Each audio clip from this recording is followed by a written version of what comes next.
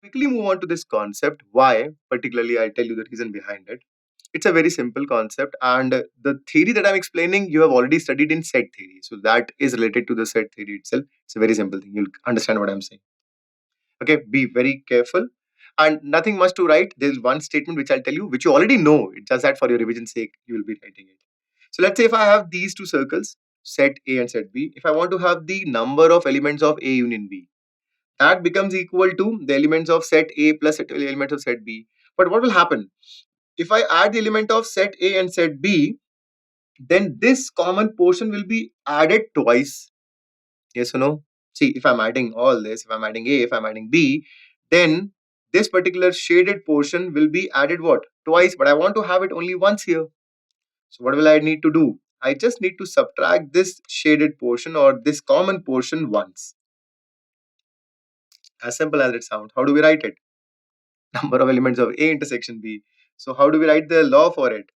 See, we included A and B and we excluded the common portion of A and B. Are you getting mad? So if I'm adding A and B, then I need to subtract that A intersection B. This is called inclusion and exclusion. So we included A and B, then we excluded their common portion. Are you getting my point? And the process will keep on running like this even if I have n sets here. So let's try to generalize it. For 2, you know it already. So the statement is very popular one. Cardinality of A union B is equal to cardinality of A plus cardinality of B minus cardinality of A intersection B. Right? And the second one, the De Morgan's law, it's a very simple one. Cardinality for A complement intersection B complement. That becomes equal to what? You know all the elements, that is the elements of universal set minus elements of A union B. Right? So if I want to have cardinality for A complement intersection B complement, that becomes is equal to cardinality of universal set minus cardinality of A union B. This is already know. You know it beforehand. I'm quickly moving on. Just quickly note it down, and I'm sure you must be remembering it. I have to generate the general result here with the help of the result which you know beforehand. Right? This is sorted. Let me go to 3. Guys, please start writing the statement. You know it beforehand. I'll quickly explain it, but I want you to write it quickly. The cardinality for A union B union C. Please write it quickly for me. Please write it quickly. I will be showing it here. So I have 3 sets A, B, and C. And if I want to have the cardinality for A union B union C, that will become equal to if I add 3 circles A, B, C. Can you see the animations? The 3 circles A, B, and C came up. So I have cardinality of A plus cardinality of B plus cardinality of C. So I'm adding all this. Okay, perfect. But as I said, if I'm adding A and B, there will be one common portion which has been added twice. I need to subtract it once. Similarly, if I'm adding B and C, then the common portion have been added twice. I need to subtract it once. Similarly, if I'm adding A and C, the common portion of A and C will be added twice. I need to subtract it once. So basically, these will be the 3 portions which I need to subtract. Okay, so this has to be subtracted from the addition of these 3. But once again, as I already said, if I'll be subtracting all the 3, then there is one common portion which is the common portion of all the 3 ABC which has been subtracted twice. I need to add it at least once. So what I have to do, I need to add it once. Hence, this last element will be added up here. Alright, so it will be cardinality of A plus cardinality of B plus cardinality of C minus cardinality of A intersection B minus cardinality of A intersection C minus cardinality of B intersection C plus cardinality of A intersection B intersection C. So this is the result that you already know, right? And this is the logic of inclusion, exclusion, and inclusion, right? So we did include, exclude, and include. All right, understood this? Okay, so this is include, exclude, and then include. Perfect.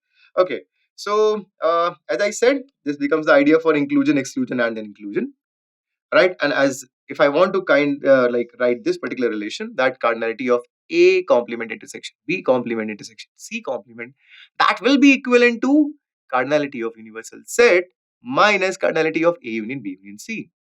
What do I mean by this? Cardinality of A complement intersection B complement intersection C complement, that neither A nor B nor C, right? That is equivalent to total cardinality of universal set minus at least A or B or C, either one of them, or 2 of them can also be there, or all the 3 can be there, right? So at least A or B or C, at least one of them. So neither A nor B nor C is equal to total number of elements minus the one in which we have at least A or B or C. Perfect. So this is the case for at least, and this is the case for neither A nor B nor C, right? The left hand side. Understood this one? Let's quickly move on to the generalization of it. So what are we doing? Including, excluding, excluding. Plus, minus, plus, minus. Keep this logic in your mind. Inclusion, exclusion, inclusion, exclusion. What if I have 4 events, 5 events, n events? Look at the screen. So in general, let's say if I have cardinality for A1 union A2 union so on till AN, that will become is equal to, initially we will take up the cardinality of 1 at a time, minus cardinality of 2 at a time, plus cardinality of 3 at a time, and so on like that.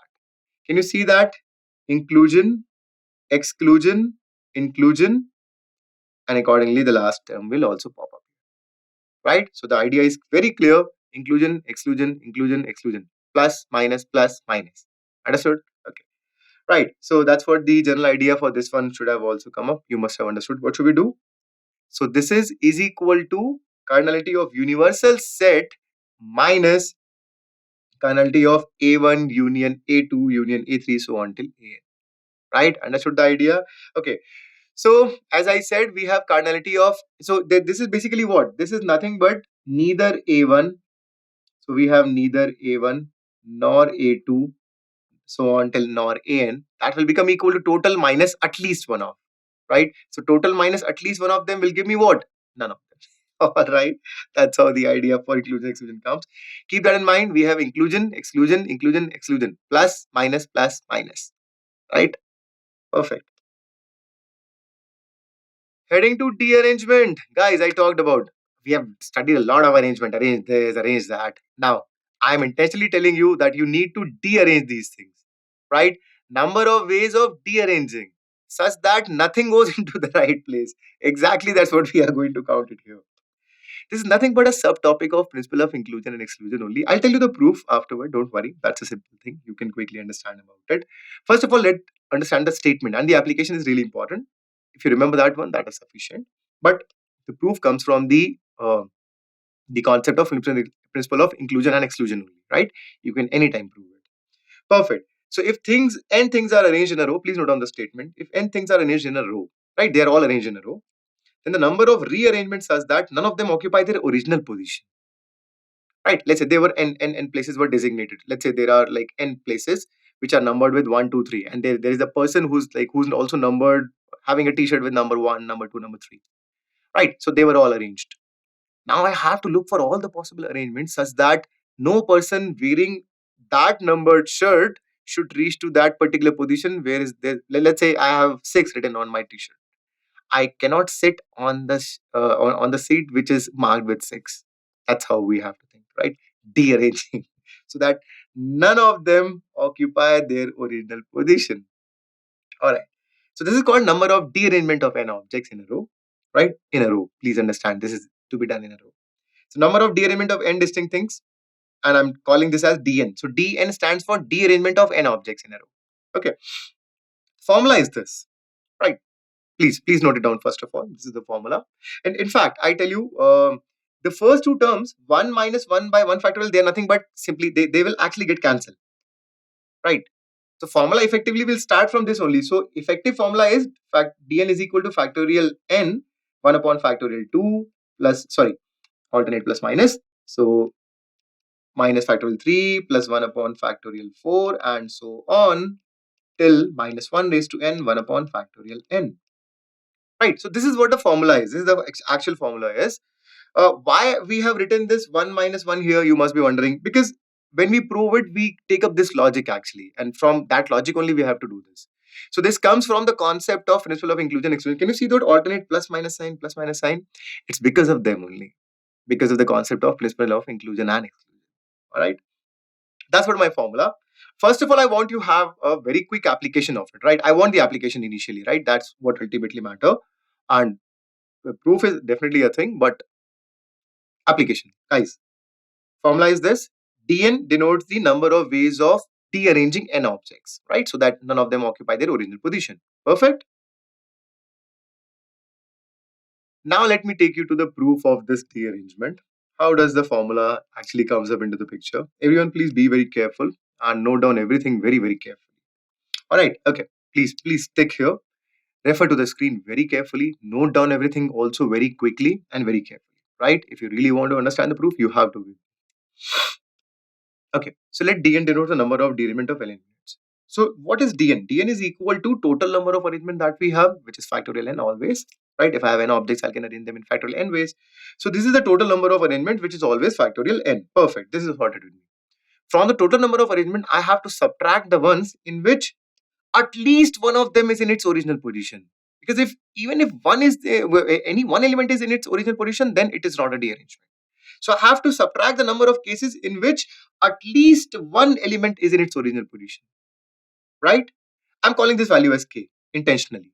So dn becomes equal to factorial n minus k. That's what my algebraic expression is. Where k is nothing but number of permutation in which at least one element is in its original position. Right? From the total number of ways, I'm subtracting the ones in which at least one element is in its original position. Then what I'll be left with? The ones in which no element is in original position. That will be equivalent to what? The number of derangement. Exactly, guys. Now, the all jugglery or all the calculation comes up around the fact that I have to basically find this k. Okay, so let's assume that ai. I'm assuming that a particular event ai be the set of permutation such that ith particular element is in its original position. So what do I mean by this? A1 stands for first element in its original position. A2 stands for second element in its original position.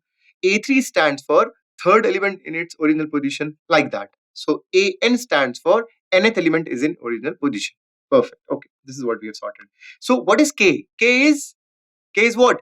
A1 union A2 union A3. Did you get the idea? See, what is A1? At least the first letter in its original position. A2, second letter in its original position, or second element in its original position. So what is A1 union A2 union A3 so on till AN? At least one of them in its original position.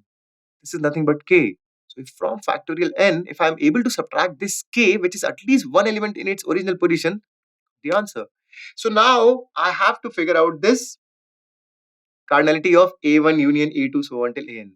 For that only we have understood that principle of inclusion and exclusion. I hope you remember that very well. So the formula turns out to be like this. Right? So I've quickly figured out the formula for cardinality for A1 union A2, or the value of K actually I'm finding out. A1 union A2 so on till AN. That turns out to be cardinality of taken one at a time minus cardinality of taken two at a time plus cardinality of intersection of three taken three at a time intersection so on. Right? So basically this is inclusion, exclusion, inclusion, and so on. Process I already explained. Let's quickly move on to the result for what we have to derive here. Okay, so as I said, K was nothing but AI denotes that ith element is in its exact or original position, right? So A1 stands for exactly one element in its original position. So let's see how does this cardinality for A1 stands for. So that turn out to be is equal to, if I want to just calculate it very quickly. So the first element cardinality for A1, that A1 is in its exact first position. So what do I have? If A1 in its original position, let's say first position is filled up with A1. There's only one way to fill up, right? In the first position, A1 is there. Okay. Then the rest of the n minus 1 places is there. How many ways I can arrange it? N minus 1 factorial. Right? But I have sigma n of cardinality of AI. So this is nothing but cardinality of A1 plus cardinality of A2 plus cardinality of A3. And even if you try to calculate for A2, that is A2 in its second position, so what do I have it here? I have n minus 1 blanks. They are to be filled up by n minus 1 people. Again, the number of ways are what? N minus 1 factorial. What does that mean? It means that the moment I'm trying to find out that cardinality for AI, cardinality for A1 is factorial n minus 1, the cardinality for A2 is factorial n minus 1, because only one element in its particular position. The other element can go anywhere, it doesn't matter. We want A1 to be in its exact position, in its first position. When I'm looking for cardinality of A2, I want A2 to be in its exact position, on its original position. The others are there or not, doesn't matter. Right? That's why we have the concept of inclusion and exclusion. Okay, so I have n elements here, A1, A2, A3, so on till an. That's why this becomes equal to what? NC1 into factorial n minus 1. NC1 is the number of ways to select one particular element which I want to keep into its original position. The other n minus 1 can arrange in factorial n minus 1. Okay, now In these cases, I would have counted when A1 won its into original position, but A2 might also be in their original position, right? And these kind of extra counting would have happened. So I need to exclude something. That's why we have the idea of this. If I include this, I need to exclude this. Are you getting that inclusion exclusion? Now let me quickly start doing it algebraically, right? The idea of inclusion exclusion is very clear. So the second sigma or summation will give me, first of all, I need to select any two elements which I want to keep into the exact position because I want AI intersection AJ. That is A1 intersection A2. What does that mean? A1 and A2, the element 1 and element 2 are into their original position. So two elements are into their original position. The n minus 2 can arrange freely in factorial n minus 2 ways. Plus inclusion exclusion. Next one is what? I want to have A1 intersection A2 intersection A3. So three elements into its original position. So first of all, I need to select any three element which I want to keep in their original position. So by n C3 is the number of ways to select any three elements which I want to keep their original position. Now rest of the n minus 3 can arrange themselves in how many ways? Factorial n minus 3. Process will keep on going like this and we'll have minus 1 raised to n minus 1. What is the last one? A1 intersection A2. All the elements are in their original position. How can that happen? There's only one way. You keep all of them in their original position. There's only one way of doing that. You get the idea. Let me solve it algebraically now. Look carefully. NC1 is n into n minus 1 factorial. Perfect. NC2 is what? N into n minus 1 upon factorial 2 into n minus 2 factorial. Okay. Plus NC3 is n into n minus 1 into n minus 2 upon factorial 3 into factorial n minus 3 and so on. In the last term, we have minus 1 to the power n minus 1 into 1. You get that? Now look carefully, the numerator part, only the numerator part. I'm intentionally changing my color so that you can have a better clarity about it. Guys, please look at this term. Please look at the numerator. Please look at the numerator. Initial ones. What do I have? N into n minus 1 factorial. What do you call it? Factorial n. Uh-oh. Minus. Second one is what? Second one is n into n minus 1 into n minus 2 factorial. What do you call it? N factorial. Divide by 2 factorial. What is the third term now? N into n minus 1 into n minus 2 into n minus 3 factorial. What do I have? We have again n factorial. Divide by what? 3 factorial. Okay. And this is how it keeps on going like this till minus 1 raised to n minus 1 into 1. Okay. What can I write it? If I take this factorial n common, what do I have? 1 minus 1 upon 2 factorial plus 1 upon 3 factorial minus next sign and so on minus 1 raised to n minus 1 into 1 upon n factorial. This is what we have. Right? This is nothing but the value of what? K. This is what my K is. So K is factorial n times 1 minus 1 upon 2 factorial plus 1 upon 3 factorial and so on. Guys, please plug in this value into the formula for Dn. So what was Dn? Dn was factorial n minus K. Let's plug in the value. What do I have? Okay, I'll change the color once again. So this becomes is equal to factorial n minus factorial n times of 1 minus 1 upon 2 factorial plus 1 upon 3 factorial and so on minus 1 raised to n minus 1 into 1 upon n factorial. Okay, so let's open it up. The moment when I open it up, what do I have? Factorial n minus factorial n plus factorial n by factorial 2 minus factorial n by, see, alternate plus minus sign will change, right? And so on. The last one, when this minus sign, this one will get multiplied to this term after opening the bracket. The last one will give me minus 1 raised to n into simply 1, right? So if I take up once again this factorial n common, what do I have? I have 1. The second term was NC1, you remember? I can write this as 1 upon 1 factorial plus 1 upon 2 factorial minus 1 upon 3 factorial and so on minus 1 raised to n upon n factorial. So this is nothing but our formula, as I've already stated. And I see, once again, for your calculation purpose, please remember it as factorial n is equal to 1 upon 2 factorial minus 1 upon 3 factorial plus 1 upon 4 factorial and so on minus 1 raised to n into 1 upon n factorial. It's easier. You don't need to every time subtract 1 and minus 1. Understood this idea?